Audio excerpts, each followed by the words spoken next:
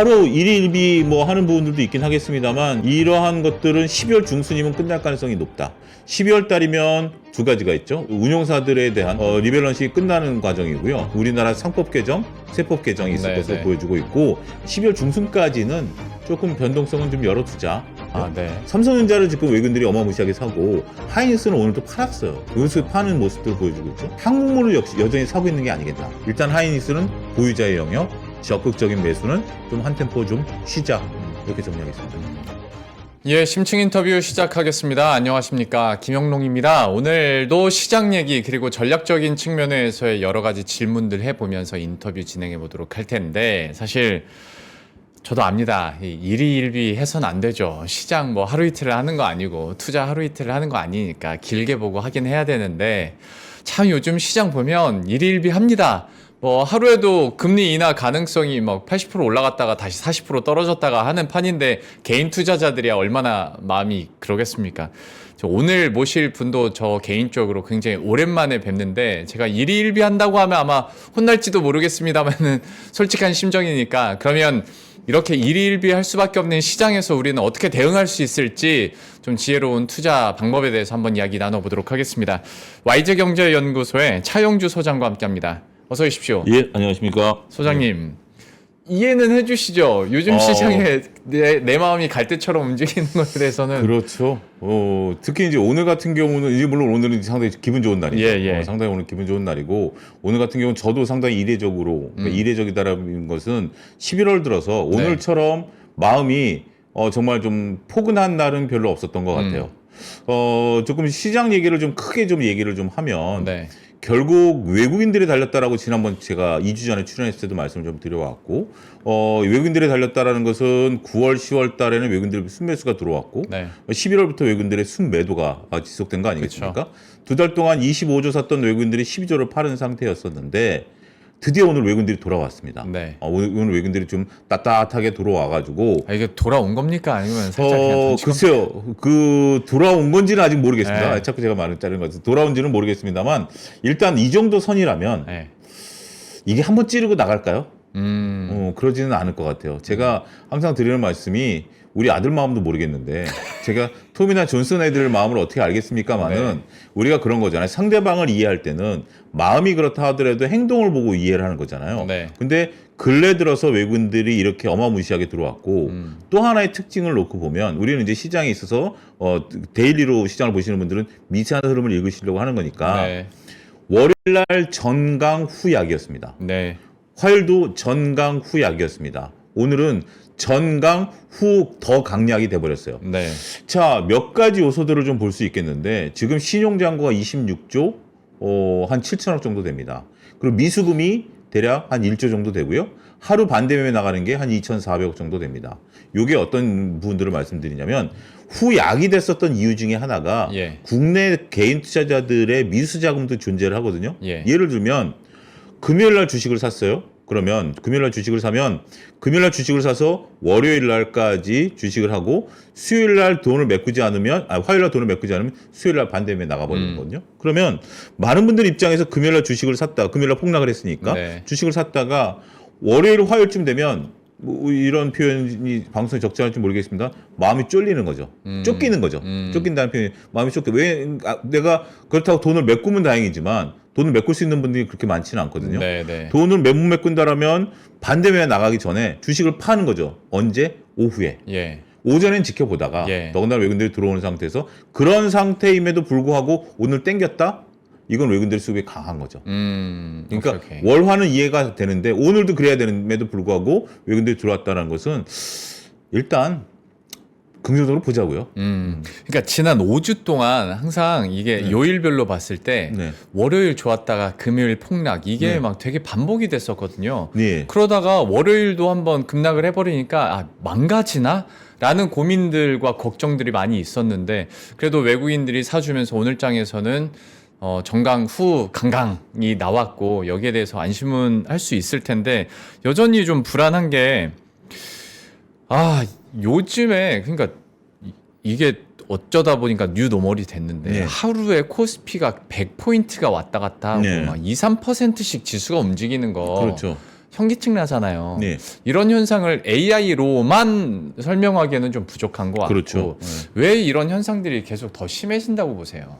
물론 이제 AI를 통한 알고리즘 매매가 많아진 것도 사실이에요. 근데 시장이 어떻게 보면 최근에, 그러니까 우리가 9월, 10월과 11월 달의 색깔이 확연히 다르죠. 네. 미국 시장 같은 경우도 대형주들의 장중 변동성이 굉장히 큰 거죠. 이 변동성이 크다라는 것은 지금 일부 투자를 하시는 분들 입장에서 보면 이익을 실현하는 분들도 있는 거죠. 예. 그렇기 때문에 변동성이 커진다라는 거고, 여러 가지 시장에 대한 불확실성이 커진다.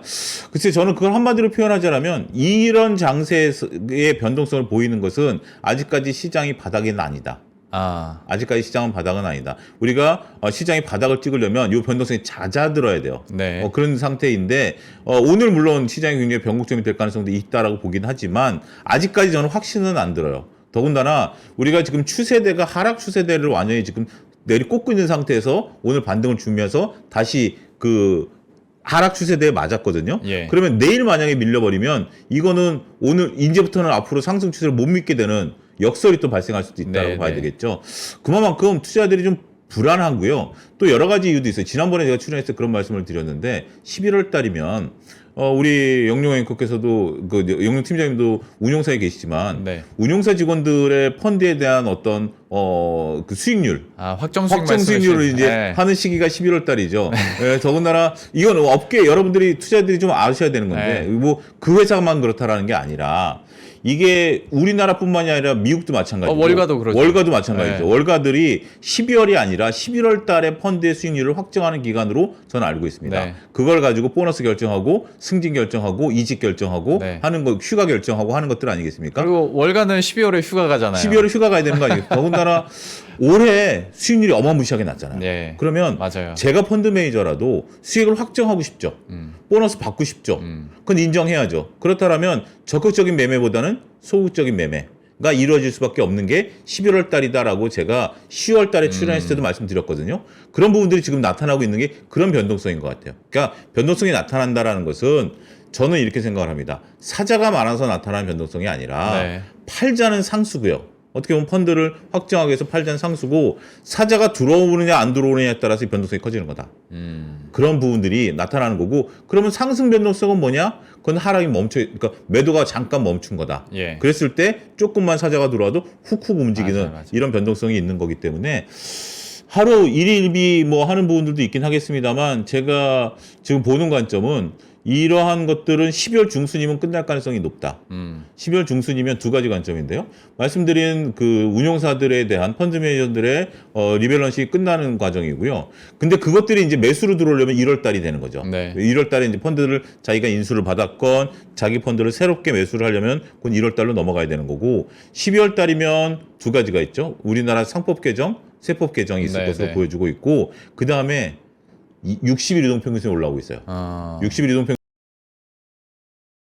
올라오고 있는 레벨이 3,100, 3,650 레벨이 있기 때문에 그게 12월 중순이다라고 보면 일단은 지금은 12월 중순까지는 조금 변동성은 좀 열어두자.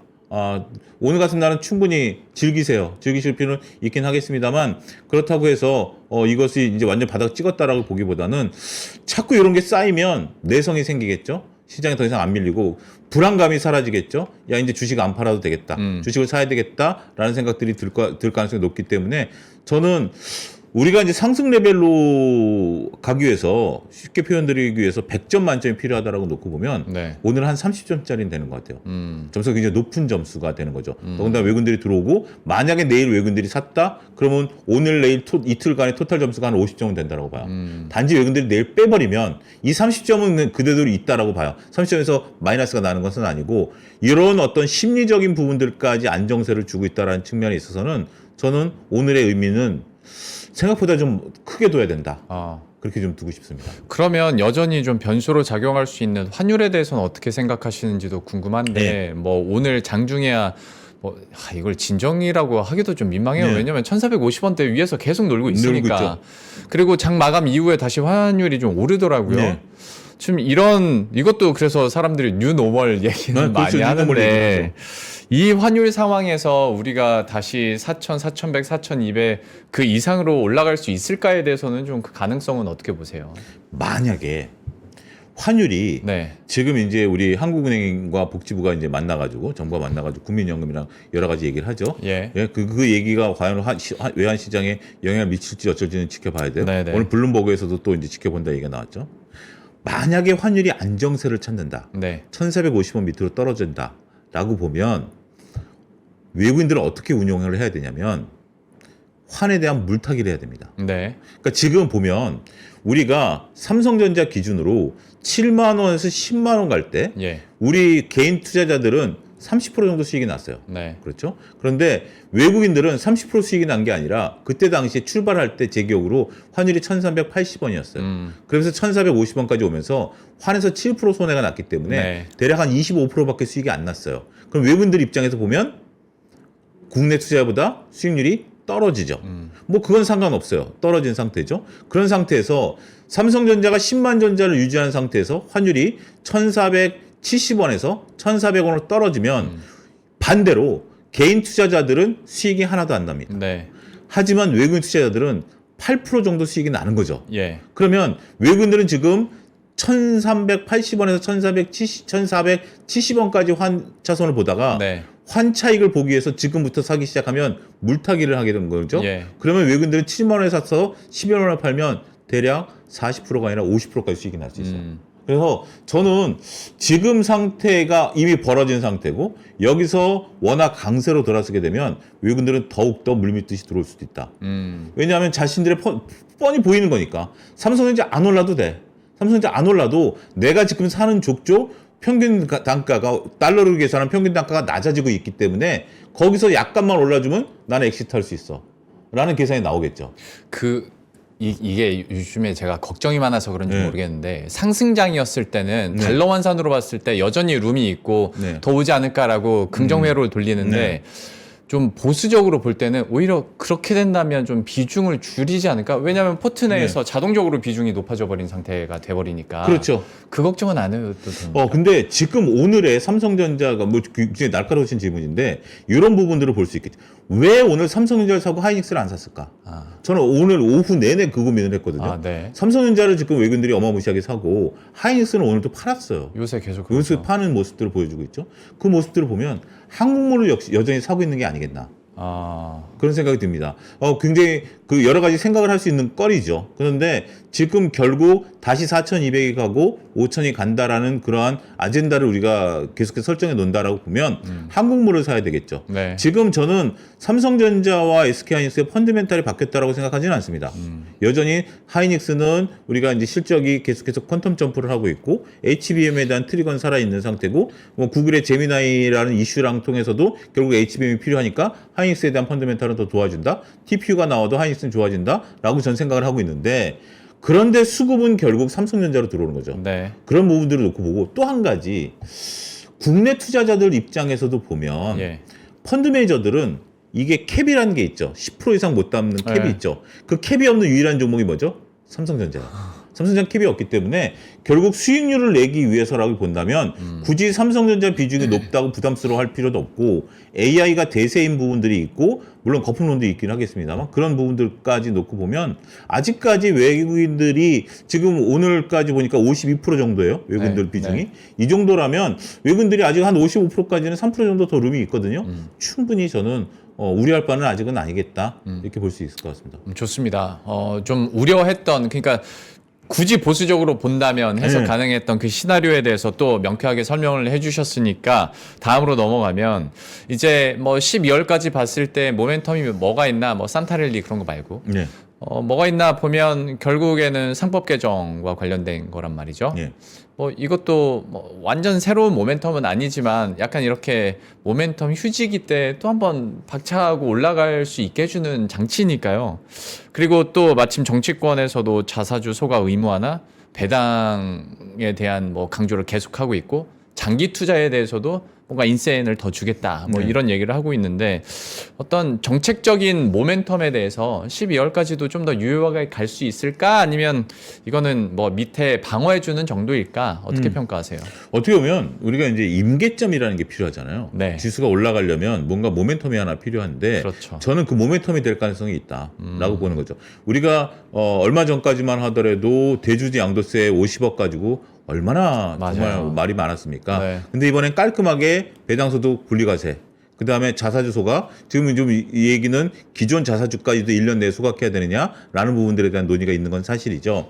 그런데 이런 것들이 맞물리는 시기가 12월 달에 맞물리는데 저는 이렇게 표현을 드리고 싶어요. 우리가 집에 가면 기본 반찬이라는 게 있잖아요. 예. 김치랑 나물 몇 가지 맨날 먹던 거 먹는 거. 네. 그런 거 먹던 건데 처음에 먹을 땐 신선하다가 네. 좀 며칠 먹고 나면 좀 신선도가 좀 떨어지는 게 현실이잖아요. 그쵸. 저는 증시에서 재료가 그렇다라고 봐요. 아. 그러니까 증시 재료가 처음 나왔을 때는 굉장히 신선하지만 네. 지금 원전 재료가 나왔음에도 불구하고 오늘 원전주들이 생각만큼 좀 덜 올랐어요. 네. 오늘 이제 튀르키예랑 협의회 이미 그거는 며칠 먹었던 반찬 같은 느낌이 드는 거죠. 네, 네. 그런데 물론 자사주 소각이라든지 상법 개정, 세법 개정을 우리가 이미 알고 있는 거긴 하더라도 네. 어머니가 오늘 저녁에 잡채 만들어준다라는 걸 알고는 있어요. 네. 그리고 그 잡채 맛에 익숙하긴 해요. 네. 그렇지만 오늘 실질적인 잡채가 저녁 식탁에 나오면 네. 기존의 반찬보다는 잡채를 먹을 확률이 더 크죠. 그럼요. 그렇기 때문에 지금 저녁 식사 시간인데 잡채 그래서 저는 잡채 역할을 할 것으로 보여진다. 아. 입맛을 새로 돋궈주는. 그러니까 지금 잡채가 나오기 전까지는 12월 중순까지는 새로운 어떤 그 메인 이벤트 반찬은 별로 지금 안 보여요. 네. 환율이 좀 떨어진다라든지 네. 이런 부분들이 있으면서 하지만 그게 잡채 역할을 해주면 네. 새로 입맛이 돋아서 올라갈 것이고 아. 더군다나 연말 연초에는 우리가 연말 랠리라든지 또 산타 랠리 혹은 1월 효과 그 주문이 나타날 가능성이 있기 때문에 그거를 촉발하는 부분들이고 배당과 관련해서는 좀 우리가 이제는 배당 투자가 길어졌어요. 네. 잘 아시겠지만 배당을 12월 말일자로 주는 기업이 대략 한 3분의 한 절반 정도라고 보고 러프하게 절반 정도는 4월 달에 배당 주잖아요. 3월 말에 배당을 네. 보니까 그러면 배당 투자 기간이 길어지는 거죠. 예. 그러면 그게 효과가 언제 나타나냐? 1월 달에 나타날 가능성이 있는 거죠. 그래서 그런 것들을 촉진하는 역할을 하지 않을까 싶습니다. 아유, 우리 빨리 시장에는 잡채 만들어 준다는 건 알았으니까 네. 만들어 줬으면 좋겠습니다. 그러니까 이제. 잡채도 좀 나오고 탕수육도 좀 나오고 네, 내놓을 때가 됐는데. 예, 오늘은 네. 중국집으로 가네요. 네, 알겠습니다. 그러면 지금 상황에서 약간 그러니까 AI에 대한 거품론이 어느 정도 여전히 남아 있는 상황에서 예. 정책에 대한 모멘텀은 이제 곧 나올 것 같고 예. 하다 보면 결국에는 12월까지는 어떤 배당 금융주 조금 더 안전하게 예. 그다음에 확실한 뭐 개인 투자자들도 배당은 확정 수익이나 마찬가지니까요. 그런 쪽으로 좀 비중을 늘려야 될 때인지 아니면 여전히 그래도 대장은 AI니까 네. 아무리 누가 거품이라고 해도 이런 쪽으로 다시 한번 더 좀 비중을 늘려야 될 때인지 어느 쪽에 조금 더 비중을 많이 두세요? 지금은 포트폴리오가 굉장히 중요한데요. 저는 지금 포트폴리오에 있어서 반도체는 절대 버리면 안 된다. 네. 반도체 버리면 안 된다. 그다음에 배당 투자를 노리려면 돈 많이 번 기업을 사야 돼요.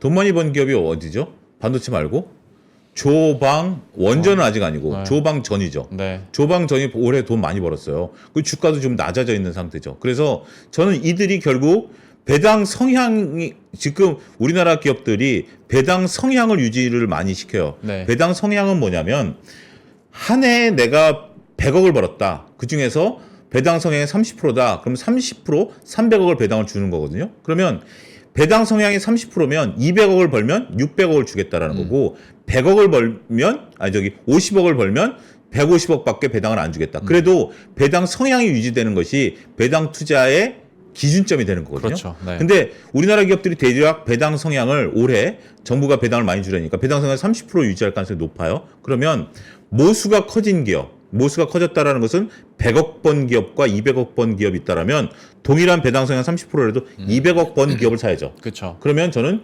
조선, 방산, 전력 인프라가 될 가능성이 높다. 따라서 배당 투자를 하려면 이런 것들을 지금 사야 되는 거 아니냐? 저는 그렇게 생각을 해요. 오히려 뭐 지주 쪽은 얘기 안 하시네요. 그렇죠. 그쪽은 수익이 많지만 그런데 우리가 배당을 받을래다가 많은 분들이 그러죠.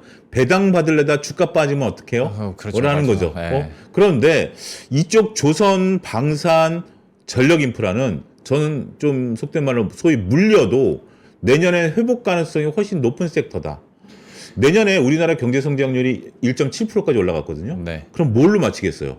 반도체와 이것을 맞춰야 되거든요. 그런 부분들 더군다나 이쪽에 대한 것들은 뒤에 가서 잠깐 언급할 수도 있을지 모르겠습니다만 이익 모멘텀이 아직도 살아있는 거거든요. 단지 주가가 변동하는 거죠. 그런 부분들을 놓고 보면 배당도 받고 주가도 지금 현재 낮아진 상태에서 수익률을 거두려면 저는 이 섹터를 놓치지 말고 배당주라고 해서 말씀하신 금융주라든지 지주사라든지 이것도 나쁘지는 않아요. 요거는 ETF로 한 10% 정도. ETF로 10% 정도는 담아두시면 될 것 같고 나머지 직접적인 투자를 하려면 이쪽 섹터에서 배당을 좀 받는 것이 좋겠다.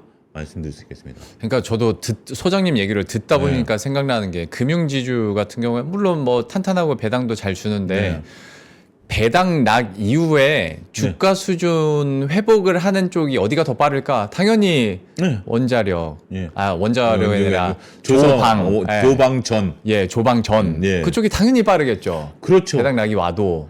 더군다나 우리가 이제 기대감이라는 표현을 좀 쓰면 우리가 물론 이제 금융사들이 수익이 이번에 좋았어요. 뭐 증권사들 수익이 좋지만 은행들도 수익이 좋지만 그런 어떤 새로운 모멘텀이 아니라 정상적으로 원래 일어나는 그런 수익에서 나타나는 부분들에 대한 배당 이슈가 끝나고 나면 자사주 소각 이슈가 끝나고 나면 그 기대감으로 잔뜩 올랐던 이슈 이후에 새로운 실적 모멘텀이 뭐가 있을까? 라고 보면 뚜렷하지는 않은 좀 거예요. 소강 상태에 들죠. 소강 상태에 들겠죠. 하지만 맞아요. 우리가 조선방산 같은 경우는 주가가 조정을 받고 있지만 그래도 내년 내후년 또 기대해야 되는 거 아니겠습니까? 그런 부분들이 저는 오히려 그쪽으로 배당 투자를 봐야 된다라고 보고 있습니다. 알겠습니다. 그러면 어떤 큰 그림에서 전략적인 측면 얘기 나온 김에 이것도 한번 여쭤보자면 사실 계좌나 포트폴리오 관리도 물론 중요해요. 근데 요즘 뭐 저도 그렇고 멘탈 관리가 잘 안 된다. 뭐 앞에서 일일비 얘기는 했습니다만은 아니 근데 이게 수치들을 보나 뭐 패드워치를 봐도 얘네들도 일일비 하는 것 같으니까 그래요. 저라고 뭐 어떻게 하겠습니까? 이럴 때는 멘탈 관리나 계좌 관리 보통 소장님은 어떻게 하세요? 그러니까 이럴 때 이번이 저는 굉장히 좋은 기회다라고 하는데 저는 이제 소위 이제 짬밥이 좀 있죠. 경험이 좀 많죠. 경험이 좀 많은데 저도 영롱 팀장님처럼 그런 때가 있었죠. 멘탈 관리가 흔들릴 때 결국 주식 투자하는 사람들은 나중에 진짜 돛 닦는 심정으로 거의 뭐 철학자가 돼야 되는 그런 부분들인데 여러분들이 만약에 마음이 흔들린다라면 이건 굉장히 주가가 흔들리는 게 아니라 여러분들 마음이 흔들리고 있는 거죠. 마음이 흔들리고 있는 것을 바로잡기 위한 노력들을 해야 되는데 일단 원인을 찾아야 되는 거죠. 일단 내가 이 종목에 대한 펀드멘탈에 대한 확신이 있었는가? 단지 누가 좋다라고 해서 샀으면 불안하죠. 내가 펀드멘탈에 확신이 있으면 좀 덜 불안할 거예요. 그래서 내가 과연 투자자로서 내가 그 제대로 공부를 했고 정말 내 뜻대로 되고 있느냐라는 거고 실질적으로 내가 장기 투자를 한다고 그러고 있는데 지금 마음이 흔들리면 장기 투자자가 아니라 단기 투자를 하고 있었던 겁니다. 아, 그렇죠. 보통 그리고 비자발적 장기 투자를 하고 있는 거죠. 그런 부분들을 좀 느끼셔야 되고 따라서 그런 부분들을 여러분들이 잘 이제 자꾸 그런 것들을 이제 저는 앞서도 이제 우리 그 박 부장님도 하셨는데 박 부장님 제가 좀 일주 가서 보니까 어떤 분이 댓글로 엑셀로 매매일지 쓰신다고 그러는데 지금부터라도 일지를 한번 써보세요. 매매일지 느꼈던 거 우리 어렸을 때 일기 쓰라고 그러잖아요. 일기 쓰면서 마음도 가다듬고 또 가계부 쓰면서 우리 그 집안 경제도 바로 잡는 거 아니겠습니까? 그래서 매매일지를 지금부터라도 써보세요. 매매일지를 지금부터 써보시고 또 한 가지 제가 계좌는 지금 상태에서 계좌 관리를 뭐 팔아라 사라가 아니라 지금 할 수 있는 계좌 관리는 비주도주를 정리하는 거. 비주도주 정리하는 거. 비주도주 지금 다 밀려 있잖아요. 다 밀려 있으면 이제 올라올 때는 주도주들이 먼저 올라올 가능성이 높습니다. 그러면 비주도주들을 지금은 정리를 과감하게 해가면서 주도주로 옮겨가가지고 이제 지금 어떻게 보면 9월, 10월이 1차 랠리였다라고 칭하고 2차 랠리가 12월 달, 1월 달에 나타난다라면 그때 가서 비주도를 정리하려면 정신없어요. 비주도주를 지금 과감하게 정리를 해서 현금을 보유하셨다가 주도주를 팔아서 현금 만드시면 절대 안 됩니다. 주도주는 꽉 쥐고 계시고요. 비주도주를 정리해서 현금을 만들어서 2차 랠리 때는 주도주에서 수익을 확 내시라. 그것도 어떻게 보면 계좌 관리의 중요성이다 이렇게 말씀드리겠습니다. 근데 소장님께서도 개인 투자자들이랑 소통을 많이 하시겠지만 포트폴리오에 비주도주를 사놨다는 건 어쨌거나 한번 순환매가 오든 아니면 키 맞추기가 되든 그때를 한번 노리고 조금 더 수익을 크게 가져가 보자라는 마음일 텐데 지금 구간에서 그런 성향의 분들이 정리할 수 있을까? 그러니까 그런 분들은 쉽게 정리 못해요. 하지만 비자발적 투자로 들어가서 물렸던 분들이라면 정리할 필요는 있다라는 거죠. 다 하늘 수 있는 건 아니고 제가 그 부분을 조금 시간을 할애해서 좀 말씀드리면 원래 정상적으로 우리가 이제 꼬여 있는 계좌라고 표현을 하죠. 예. 막 이렇게 돼 있는 계좌인데 그런데 지금은 전체적으로 계좌가 플러스가 났다. 다행스럽게도 아직까지 플러스 유지하고 있다라면 이런 분들은 과감하게 마이너스 난 종목은 저는 다 버리라고 권해드려요. 뭐 하고 못하고는 본인이야. 하고 못하고는 본인인데 내가 영영앵커라면 우리 정도 사이면 내가 때려서라도 매를 들어서라도 네. 정리시키겠는데 네. 아무래도 이제 그런 거지만 그렇게 해서 가는 쪽으로 선순환 시켜야 될 것 같아요. 우리가 보통 이제 친구들 사이에서도 친한 친구들 막 있는데 아니, 친구들은 좀 그렇다. 막 여러 사이를 하다가 뭔가 하나 속 썩이는 게 있으면 거기에 앵커리징 돼가지고 일을 제대로 못 하잖아요. 그렇죠. 그렇기 때문에 그걸 좀 정리를 하자라는 거고 그 다음에 내가 한 방을 노린다라는 건데 저는 그 한 방을 노리는 기간이 개인 투자자들은 저는 시간도 자원이라고 생각을 합니다. 개인도 시간도 자원이기 때문에 자꾸 그런 식으로 생각하세요. 내가 이걸 언젠가는 한 방 오는 건 차라리 로또 사는 게 낫지 않을까? 라는 부분들이 있죠. 물론 그런 분들이 이제 얘기를 하는 건 그죠. 만약에 내가 정리를 했을 때 다음 달에 정리하고 나니까 예를 들면 이런 거죠. 9월 초에 2차전지 팔아서 반도체를 사놨는데 반도체를 뒤늦게 따라갔는데 반도체 수익률이 30% 나는데 2차전지는 더블 났더라. 날 수도 있는 거예요. 그건 결과론적인 얘기지만 저는 그렇게 만약에 본인이 예를 들어서 판단했다라면 전 칭찬해주고 싶은 거죠. 그런 식으로 자꾸 계좌를 살리려고 듣다 보면 나중에 된다라는 거죠. 결과를 갖고 따지지 마시고요. 주식은 과정을 갖고 따지다 보면 그 과정이 나중에 결과를 만들어낸다라고 말씀드릴 수 있겠습니다. 그게 참 그러니까 이렇게 설명을 해주셔도 쉽진 않아요. 실천하기가 정말 쉽지 않아요. 주위에도 이제 PB분들 만나보면 진짜 그렇게 조언을 해줘도 끝까지 안 판다고. 맞아요. 그거는 어쩔 수 없고 그거는 뭐 누가 옆에서 얘기를 해도 모르겠다고 저도 지금도 그런 농담을 해요. 제가 생각한 거와 다르게 주가가 움직이면 야 이거 머리를 잘라야 돼, 손가락을 잘라야 돼. 제가 이제 저한테 자주적으로 얘기를 하는데 물론 실천하기는 어려워요. 그럼에도 불구하고 잔소리는 옆에서 누군가 계속 해줘야죠. 잔소리는 계속 해줘야 되는 거기 때문에 그런 부분들이 어느 순간 그런 임계점이 올 거예요. 딱 그런 부분들이 올 거니까 그렇게 한번 말씀을 좀 드려야죠. 그렇지 않고 다른 답을 찾기에는 쉽지 않을 수 있겠다. 그러게요. 그러니까 저는 오히려 약간 현실적으로 중간점을 찾은 조언이자 방법이 그러니까 그렇게 꼬인 계좌들 못 팔겠으면 잘 나가는 거를 따로 떼서 계좌를 하나 더 만드는 게 굉장히 중요한 거예요. 그게 요즘은 한 증권사에서도 계좌 여러 개 틀 수 있고 다른 증권사에서도 틀 수 있으니까 그리고 세술은 주식 종목 이동하는 건 자유로우니까. 그래서 굳이 저는 그 계좌는 그냥 그 계좌 놔두고 세술은 세부되고 또 한 가지 그 중간층이 있어요. 모의매매.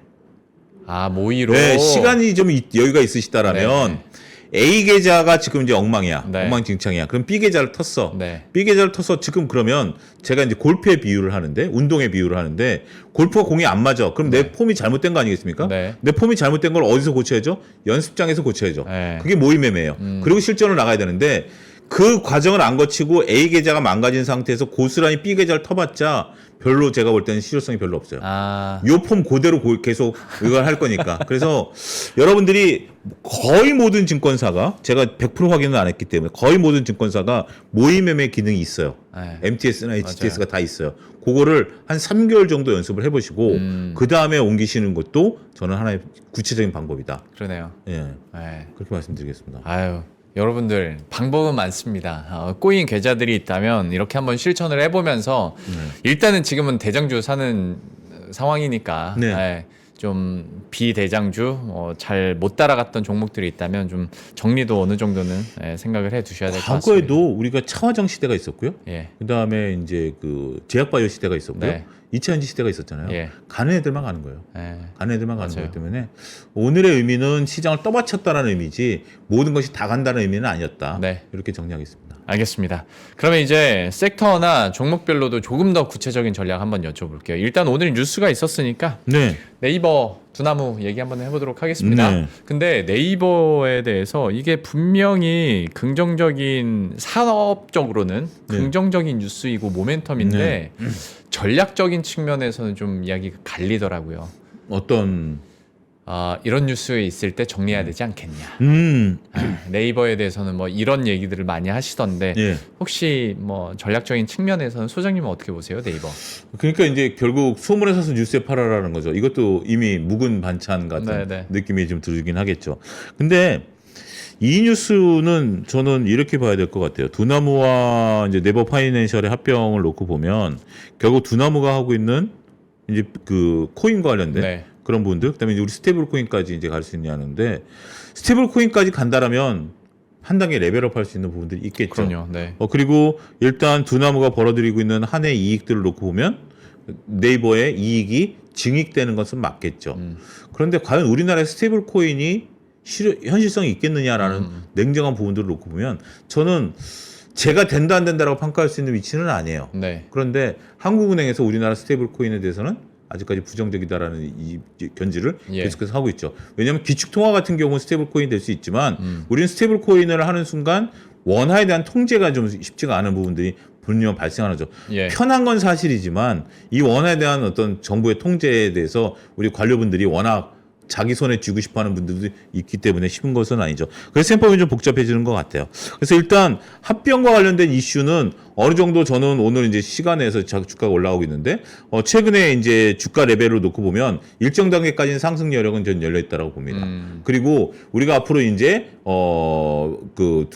이제 네이버와 카카오의 경쟁 구도, 네. 그러니까 결국 페이 결제 그다음에 이제 우리가 코인과 관련된 부분들이 서로 이제 두각을 나타낼 수 있는 부분들이기 때문에 서로 간의 어떤 가격 경쟁의 주가 경쟁력은 충분히 나타낼 수 있다. 하지만 그 넘어서를 우리가 스테이블 코인까지 두나무와 합병을 보기에는 그거는 조금 너무 리스크가 있는 요인이다라고 보기 때문에 단적으로 주가율만 놓고 보면 35만 원 레벨까지는 열려 있다. 오늘 28만 원, 29만 원 정도니까 35만 원까지 주가 레벨은 열려 있다. 저는 그렇게 생각을 합니다. 일단 뭐 가상화폐, 스테이블코인, STO까지는 글쎄요. 일단 확실한 건 시간은 오래 걸립니다. 네. 시간은 오래 걸리고 어떤 그 내러티브와 관련돼서 우리가 좀 볼 수 있는 부분들은 있죠. 그렇지만 시간이 오래 걸리는 걸 떠나서 정책적으로 과연 가능하겠는가? 그러게요. 네, 네. 그런 부분들을 놓고 보면 조금 말은 굉장히 왁구가 정확히 맞아 떨어져요. 네. 완벽한 스토리텔링이 됩니다. 하지만 그 스토리텔링의 허점 중에 하나는 과연 실현 가능성이 있겠느냐? 정부에서 허가를 하겠느냐?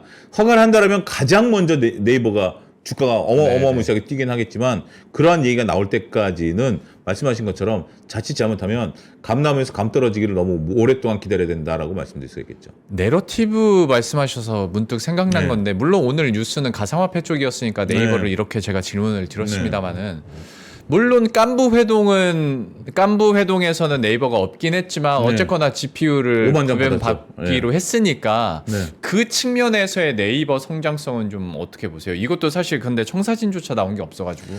일단 5만 장에 대한 비용 지불을 해야죠. 네. 공짜로 주는 거 아닙니다. 그건 맞죠. 뭐 5만 장에 대한 비용 지불을 하고 우리가 이제 클로바엑스 같은 경우 네이버에서 만들었잖아요. 네. 근데 클로바엑스 써보셨어요?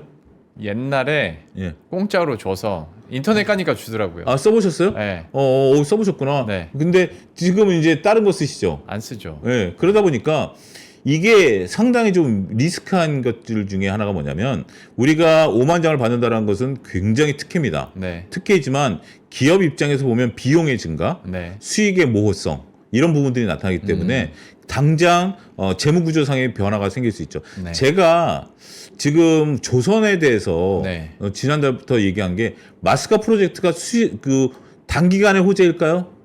자, 1,500억 달러를 투자를 해야 돼요. 네. 그럼 비용의 증가죠. 네. 지금 우리가 AI 거품론 중에 하나가 뭐죠? 막대한 AI 플랫폼 기업들이 우리나라 돈으로 한 1조 정도를 회사채를 발행했기 때문에 비용 증가에 따른 거품론이 나오는 거 아니겠습니까? 예. 그런 부분들을 놓고 보면 이 5만 장에 대한 비용 증가 부분을 따져봐야 되고 그것이 클로바엑스 같은 것의 재현이다라고 보면 네이버한테는 조금 세모가 되지 않을까라고 말씀드릴 수 있겠고 하지만 그걸 통해서 삼성과의 어떤 협업이라든지 삼성도 5만 장 받는 거죠. 똑같이 5만 장 삼성이 이제 다른 쪽에 쓰겠죠. 라는 부분들을 놓고 보면 긍정적인 모멘텀이 되긴 하겠지만 일단은 긍정적인 세모로 지켜는 보되 우리가 재무적인 부분들은 냉정히 따져봐야 된다 이렇게 정리하겠습니다. 오케이. 네이버는 뭐 이 정도로 마무리 짓도록 하고 네.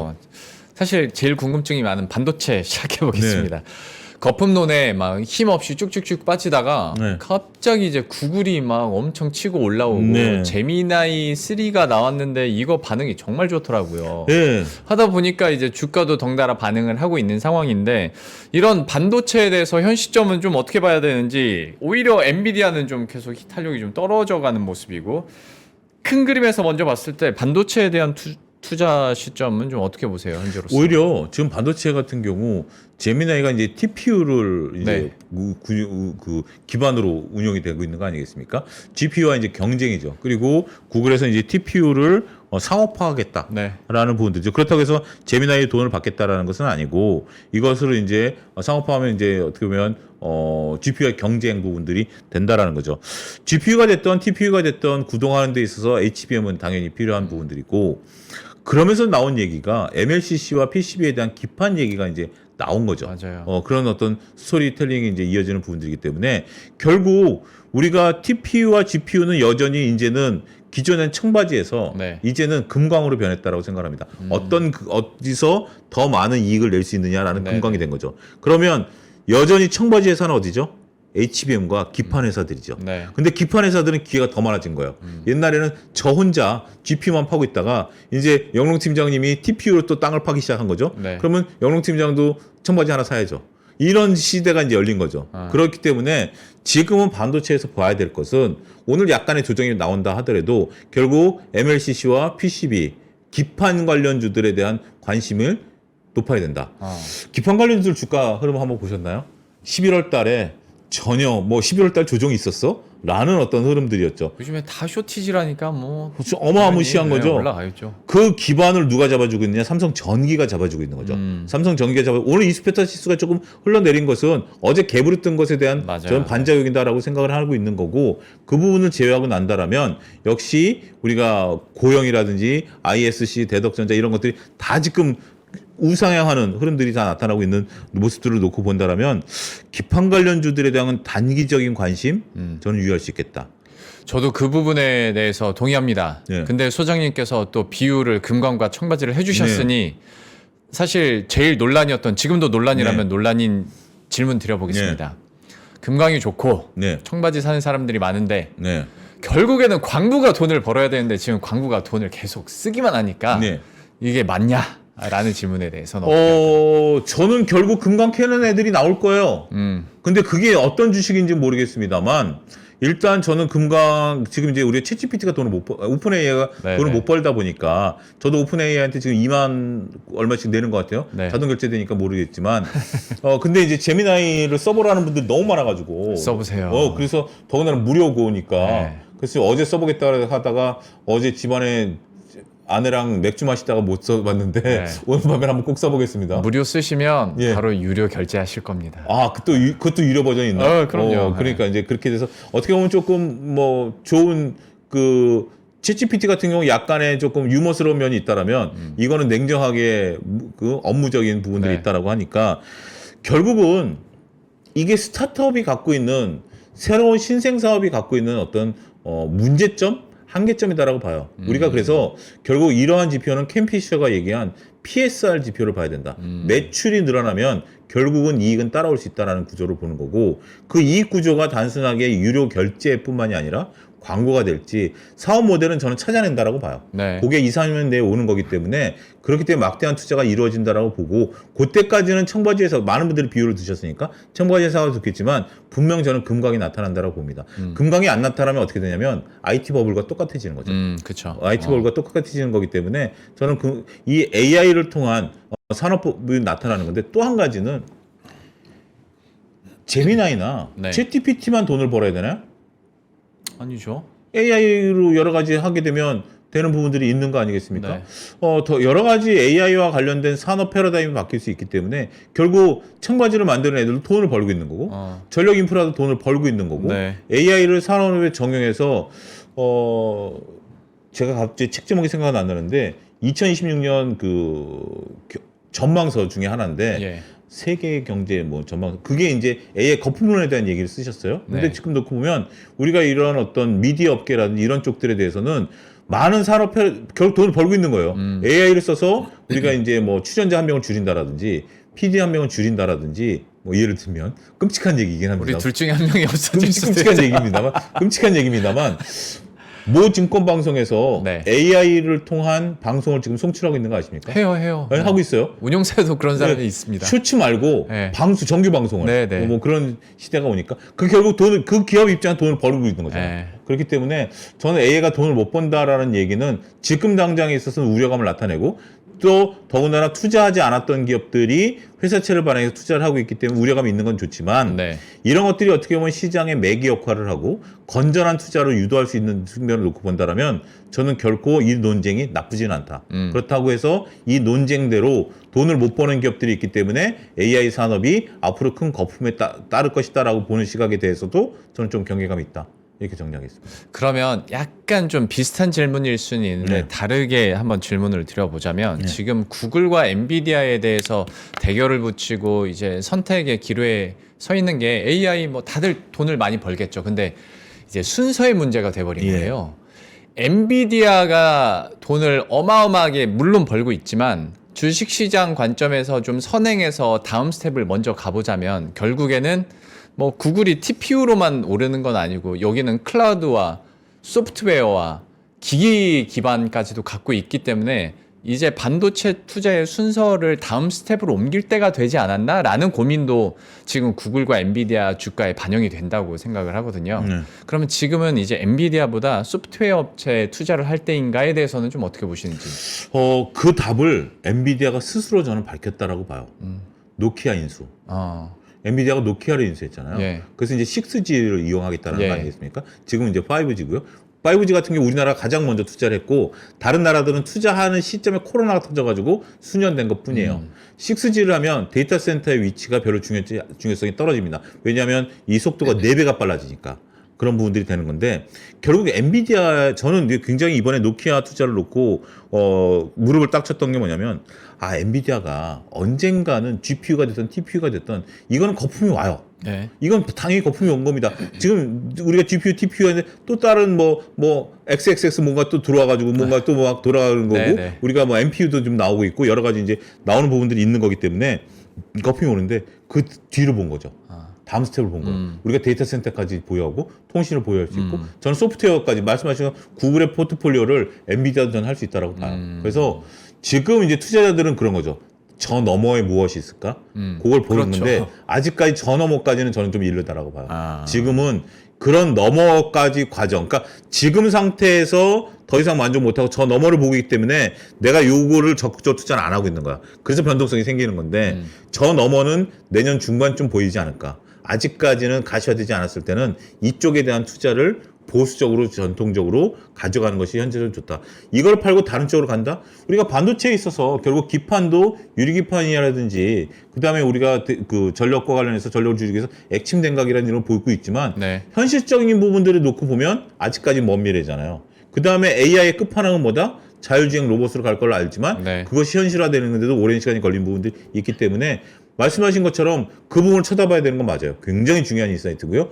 그것을 엔비디아가 계속해서 그런 행보를 보일 거예요. 우리나라 삼성전자 하이닉스 같은 경우는 그런 모습들이 아직 없는 부분들이 좀 답답한 부분들이고 어떻게 보면 네이버 같은 경우 우리가 두나무랑 합병한 것도 그런 것을 또 그들 나름대로는 봤겠죠. 우리가 스테이블 코인이 된다 안 된다 여기서 논쟁을 하고 있지 않지만 그들은 언젠간 시대적 흐름에 따라서 그 시대가 올 거다라고 경영진은 판단했을 수도 있고요. 그 책임은 경영진들이 지는 거니까 그런 것들을 끊임없이 우리는 그 투자기회와 기업들의 생물학적인 변화를 관찰해야 된다라고 말씀드릴 수 있겠습니다. 그러면 반도체 마지막 질문은 되게 저렴한 질문입니다. 삼성전자냐 SK하이닉스냐 이 근데 고민은 지금 좀 어떻게 굉장히 하세요? 중요해진 질문인데 그랬어요. 굉장히 중요해진 질문이었는데 제가 2주 전에 출연했을 때 삼성전자는 그 10만 원 밑에서 모아 가십시오. 라고 말씀드렸고 하이닉스는 아직까지 잘 모르겠습니다. 60일 이동평균선 올라와야 됩니다. 하이닉스 60일 이동평균 45만 원에 있어요. 아직 멀죠. 그때 당시에 56만 원대 제가 출연을 했는데 지금 50만 원까지 왔지 않았습니까? 50만 원대 초반까지 50만 원 안 깨지 않을까라고 봤는데 역시 50만 원 왔어요. 지금 하이닉스는 기관만 삽니다. 더군다나 오늘 이제 끝에 조금 양복을 만들어 놓긴 했습니다만 지금 저는 하이닉스 삼성전자를 수급 논리로 말씀드리는 이유 중에 하나가 결국 영롱 팀장이나 저나 모르는 펀드멘탈이 따로 있을까라고 보면 그건 거의 없다라고 봐야 되겠죠. 그러면 투자자들 저는 그러면 차티스트들이 얘기하는 첫 번째 일성 차트에 모든 것이 녹아 들어가 있다. 두 번째가 역사는 반복된다 아니겠습니까? 차트에는 모든 것이 녹아 들어가 있는 것들이 결국 지금 차트라고 봐요.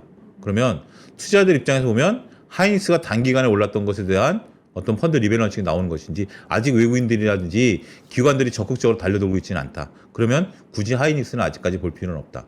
61등선 만날 때까지는 좀 지켜보자.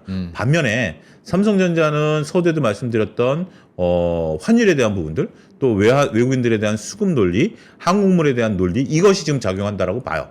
지금 A의 거품론이 작용하는 게 아니라 그렇기 때문에 삼성전자는 여전히 분할 매수 관점 접근 유효. 하이닉스는 제가 뭐 언제 또 출연하게 될지 모르겠습니다만 그때 맥이 잡히면 말씀드리겠지만 일단 하이닉스는 보유자의 영역, 적극적인 매수는 좀 한 템포 좀 쉬자 이렇게 정리하겠습니다.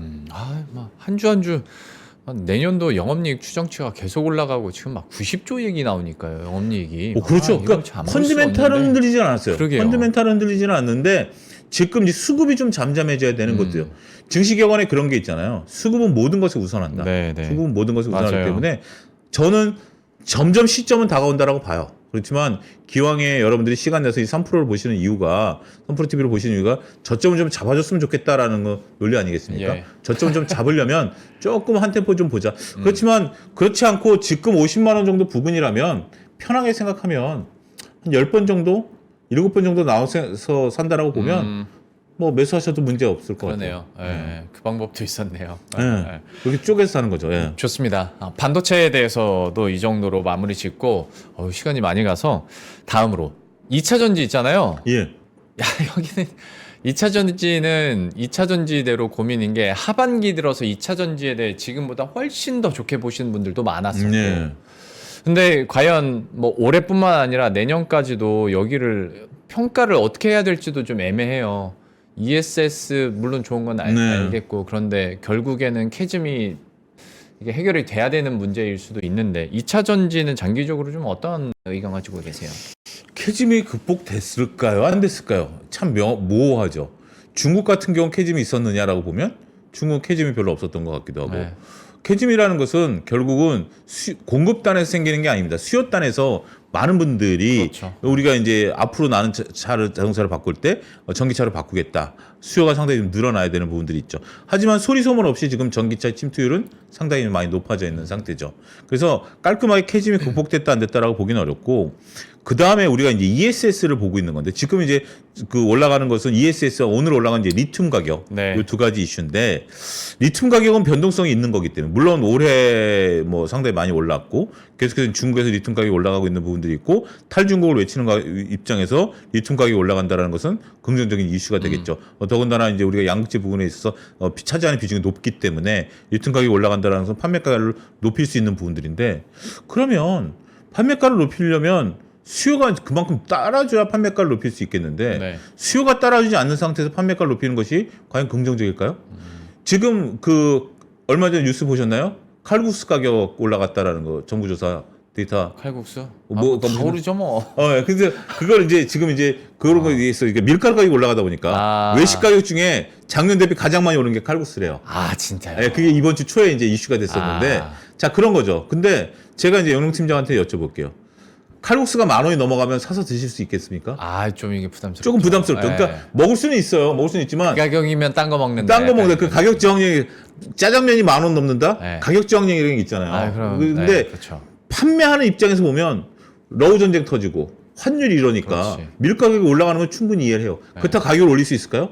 자, 리튬 가격이 올라간다 그래서 지금 이제 소재 업체들이 이 소재 가격을 정제해서 그다음에 니천을 만들어서 이걸 판매하는 가격을 쉽게 올릴 수 있을까요? 그 고민을 한번 해봐야 되는 게 첫 번째고요. 네. 두 번째는 우리가 이제 ESS에 대한 얘기를 하는데 이건 뭐 제 욕먹을 각오로 말씀 좀 드리면 2차 업계가 ESS 하려고 지금 이 공장들을 꾸려놨나요? 그건 아니잖아요. 네, 맞아요. 그러니까 그렇지만 어쨌든 다시 100점짜리 정리를 해서 놓고 보면 ESS는 한 20점, 네. 리튬은 한 10점, 한 30점은 좀 벌었다고 봐요. 30점 벌었다고 보고 그 다음에 가장 강력한 것은 저는 2차 전지가 지금은 사야 된다라고 말씀드릴 수 있겠습니다. 오늘 시점, 오늘 수요일 추전 시점에서 이차전지 사야 된다. 왜? 오늘 이차전지가 끝까지 강했어요. 그러니까 에코프로 기준으로 5만 원짜리가 10만 원 됐다가 2배 올랐죠. 10만 원에서 7만 원까지 50% 조정받았어요. 7만 5천까지. 그러다가 오늘 8만 원대까지 회복을 했거든요. 이차전지가 저는 오늘 아침 방송에서 나와서 그랬어요. 아침 방송에 이제 다른 방송에 출연했을 때 오후까지 안 밀리면 요 시세를 유지해주면 그리고 더 확인하려면 목요일까지 시세가 안 밀리면 이건 이차전지는 단기 랠리가 나옵니다. 오늘 오후까지 안 밀리면 50% 사시고요. 내일 목요일 날 50% 또 사십시오라고 말씀을 드렸어요. 근데 지금 그렇게 되는 거예요. 그러니까 제가 맞췄다라는 게 아니라 그걸 보고 우리가 판단하는 거죠. 네네. 그걸 보고 판단하는 거기 때문에 더군다나 2차전지가 뭐 ESS가 됐던 어떤 뭐 캐즘이 됐던 리튬 가격이 됐던 상관없이 오늘 다 올라 버렸어요. 상관없이 다 LG 화학이 오늘 가장 많이 올랐기 때문에 그런 모습을 보면 2차전지 갖고 계신 분들은 굉장히 이제 주가만 놓고 기분이 좋으시겠고 지금 트레이딩 할 게 없다라고 보시는 분들 입장에서 보면 2차전지를 다음 주까지에 대한 랠리는 그리고 에코프로 기준으로 10만 원 돌파 시도에 대한 랠리는 열려 있다. 결국 수급이 몰려 있기 때문에 그 부분은 좀 말씀드리겠습니다. 그 이후로 가는 부분들은 결국 실적이 나와줘야 되는데 그렇죠. 그거에 대해서는 너무 많은 의견들이 좀 바뀌는 것 같아요. 너무 많은 의견들이 바뀌어서 그냥 차트상 수급 논리로 좀 보자 이렇게 말씀드리겠습니다. 알겠습니다. 2차전지. 여기는 반등을 잘 하고 있기는 한데 좀 아쉬움이 여전히 좀 남아서 한번 질문을 드려봤고 네. 시간이 3분밖에 안 남아서 바이오는 네. 그냥 짤막하게 네. 그 질문 드릴게요. 2차전지만큼이나 바이오에 대해서도 기대감들이 많이 있었는데 여기는 대신 이제 개인 투자자들이 투자를 할 때 영역도 많고 어렵기도 네. 하고 이거를 숫자가 나오는 쪽으로 잔잔하게 가느냐 숫자가 안 나오더라도 한번 베팅을 걸어보느냐의 네. 좀 성향 차이도 많이 있겠고 할 텐데 바이오주에 대한 투자는 좀 어떻게 지금 우리가 이제 실적 성적이 안 나와도 올라가는 거는 저는 아직도 2015년부터 2018년에 앵커리징 돼 있다라고 보는 거예요. 그때는 노령화 테마로 3년 동안 바이오 주가들이 많이 올랐거든요. 네네. 근데 지금 사람들이 실적을 보는 것 같아요. 데이터를 보는 것 같아요. 그리고 임상이 일상 이상에는 이제 거의 투자 안 해요. 맞아요. 그렇기 때문에 지금 볼 수 있는 것은 기술 이전에 대한 기업들 같은 경우 많아졌어요. 네. 연말에 로열티 들어옵니다. 맞아요. 그 실적들이 많이 잡힐 거예요. 4분기 실적이 잘 잡힐 거기 때문에 알테오젠 같은 경우 딱 지금 차트가 고점 돌파하려고 하는 모습을 딱 보여주고 있거든요. 그런 쪽들 좋고 제가 기대하고 있는 비만 치료제. 비만 치료제. 제가 기대하는 비만 치료제. 비만 치료제 같은 경우는 여러 가지 말씀드리지만 우리가 이제 관절염 치료제, 유방암 치료제 같은 경우는 네. A 약이 있으면 B 약이 거의 비슷해요. 네. 그런데 지금 이제 비만 치료제는 A 약이 치료하는 비만도하고 B 약이 치료하는 비만도가 달라요. 이게 왜 그러냐면 저는 윗배가 나왔고 우리 와이프는 아랫배가 나왔거든요. 그게 비만도가 다른 거죠. 남성과 여성이 다르고 그다음에 이제 우리가 인종에 따라 다르기 때문에 비만 치료제에 대한 어떤 수요 얘기하면 또 우리 와이프가 굉장히 화를 낼 텐데 비만 치료제에 대한 수요 이런 것들을 놓고 보면 저는 기술 이전이라든지 비만 치료제라든지 이런 쪽들은 지금 연말에 한번 보자 이렇게 말씀드리겠습니다.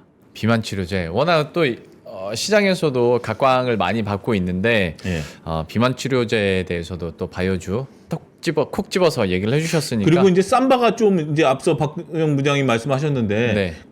이제 펀드 MSCI 이제 리밸런싱 끝나고 오늘 에픽스가 끌어올리지 네. 않았습니까? 그러고 나면 삼바 때문에 주춤했던 셀트리온이나 이런 것들도 대형주가 쪽. 다시 또 부각이 될 수 맞아요. 있어요. 그래서 그 섹터도 놓치셔서는 안 된다고 말씀드리겠습니다. 그러니까 제 성향은 오히려 그쪽이거든요. 조금 더 안전하고 실적도 꾸준하게 나와주고.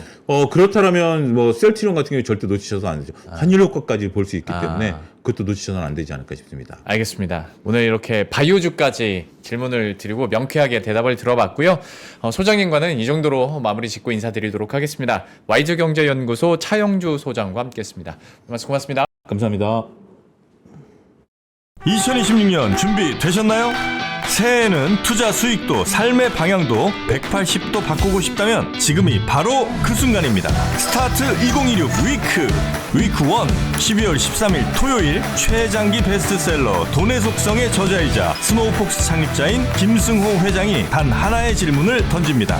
어떻게 투자할 것인가? 그리고 그 자리에서 당신의 생각을 뒤흔드는 실전 Q&A가 시작됩니다. 위크 2 12월 21일 일요일 저속노화의 정희원 소장 그리고 3프로TV 구독자가 사랑한 투자 전문가 윤지호 대표와 안유화 원장, 여기에 데이터로 세상을 읽는 송기령 작가까지 인생, 건강, 투자 그리고 한국 사회 2026년을 관통할 모든 이야기가 단 하루에 압축됩니다. 얼리버드 마감 전에 위즈덤 칼리지 2026학년도 입학 등록만 하시면 이 모든 강연에 무료로 참여하실 수 있습니다. 하지만 좌석이 한정돼 있어 등록 순서대로 선착순 마감됩니다. 지금 바로 망설이지 말고 영상 아래 링크에서 확인하세요.